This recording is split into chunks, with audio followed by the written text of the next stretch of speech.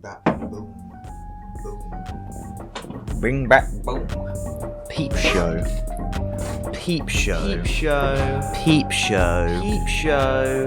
We're talking about Peep Show. How do you end a show whose themes revolve around stagnation, never moving forward, never taking risks, and always residing where most comfortable? In 2015, this is what Channel 4's Peep Show attempted to do. While there's a lot to love about Series 9, plenty of standout moments and scenarios the El Dude brothers find themselves in, I've always seen this season as kind of the black sheep. There's plenty of fans who love this season and would even place it in the top half of the entire show, but the more I revisit it, the more I'm left wondering why it doesn't feel the same as the others. At least for me, and I assume for many others as well, Series 4 of Peep Show is where it peaked. Mainly due to the Mark marrying Sophie subplot, it was a perfect build-up across the season, every episode showing Mark sinking lower and lower into the situation he made for himself. Series 1 is a slightly weaker one for me, but mainly only due to the production value. The use of headcams did make some scenes borderline ugly, and the internal monologuing I don't think was yet used to the best of its ability. But saying that, Season 1 did have that lovely unique uncanniness to it, resulting in some painfully cringe funny moments. Sophie,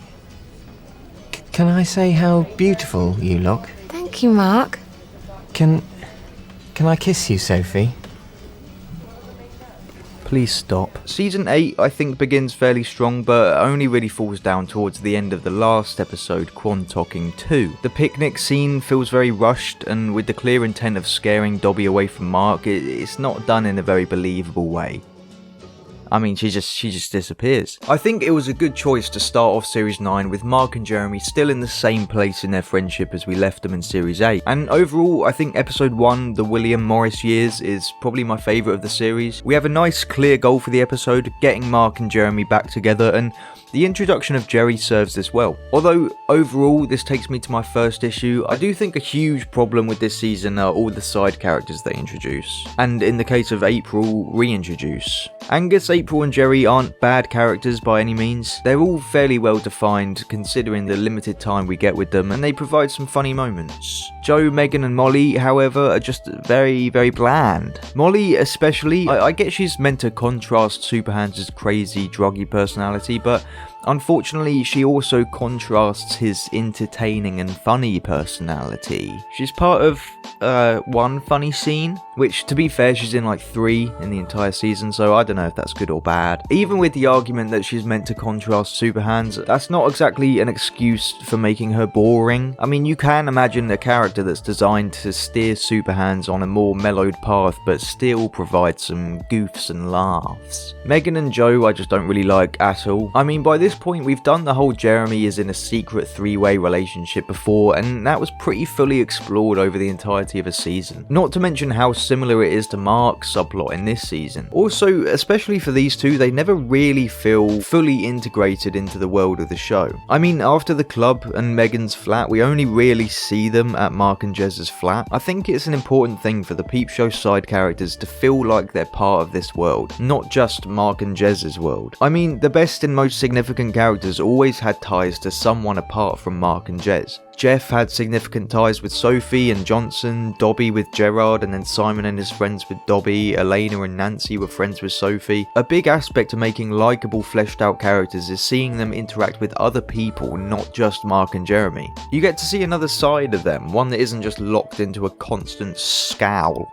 Also, I literally just remembered this dude, and there's an actual episode named after him, so I think that tells you enough. I know you're stalking Dobby. I tracked your IP address. The highest rated episode of this season, 3ism, I really want to love. It seems like some classic, uncomfortable Mark and Jez put themselves in an awful social situation Peep Show, but below the surface, it seems quite vapid. Don't get me wrong, I can enjoy Mark freaking out, trying to pick the beans out, or scribbling blue felt tip on cheese, but almost all the character motivations in this episode do little to sell me on them. As soon as I start thinking about why characters are acting the way they're acting, the funniness meter goes down for me. Part of what makes the wedding scene so iconic in Wedding is we've seen every misstep by Mark to get here. You might have been screaming at him to wake up and do anything but the things he's doing, but when we finally get here, it makes complete sense that a man this scared and weak weak and unsure and selfish would stupidly put himself in this situation.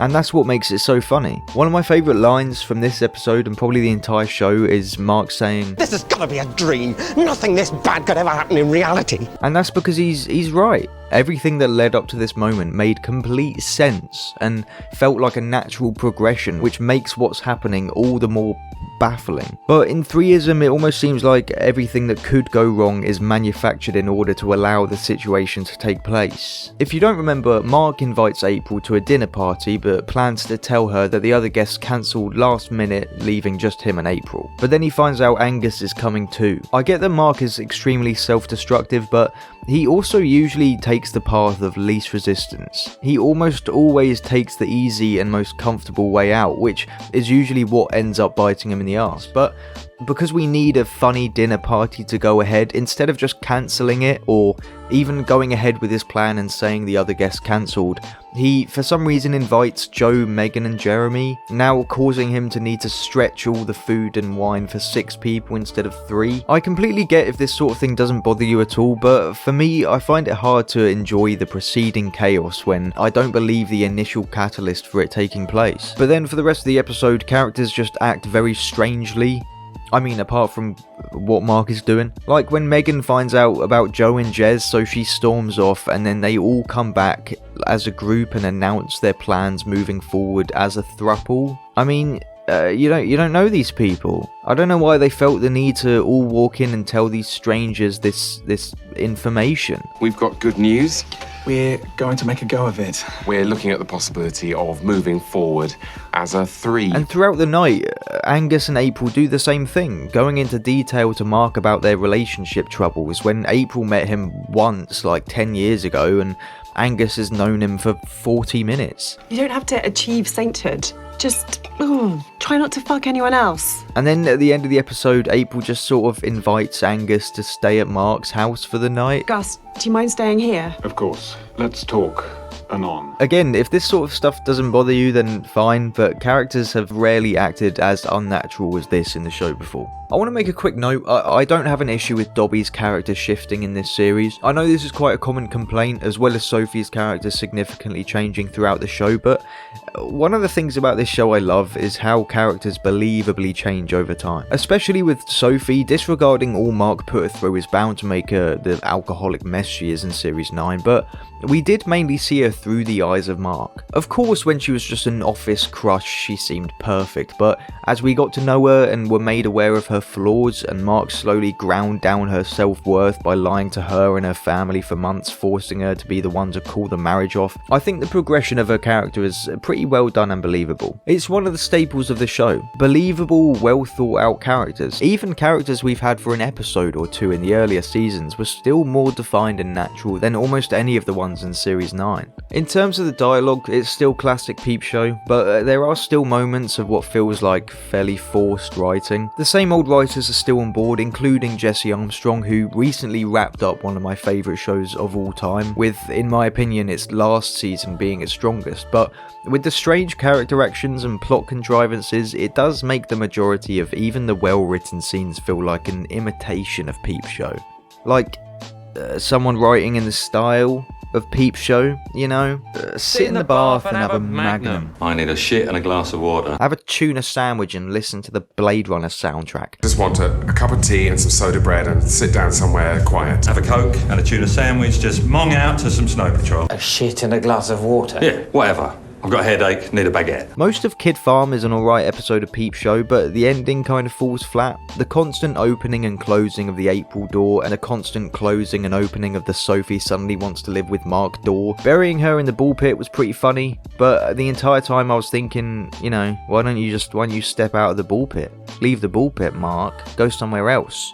If you don't want to be seen with her, leave. Get out of the ball pit, go somewhere else. I mean, the episode needed to end on a sour note with April being weirded out by Mark, so Sophie wakes up in the ball pit and says, "If you don't want to move in after all, you don't have to bury me, just send a fucking text." Just, it's very contrived dialogue in my opinion. Regardless of the fact that we've kind of seen this scene before with Mark and Dobby, I think what David Mitchell has said on multiple occasions about any future seasons of the show does sort of start to rear its head here, which definitely doesn't help the season. There's a limit to how much longer me and Rob can believably be sharing a flat. We're knocking on 40 now.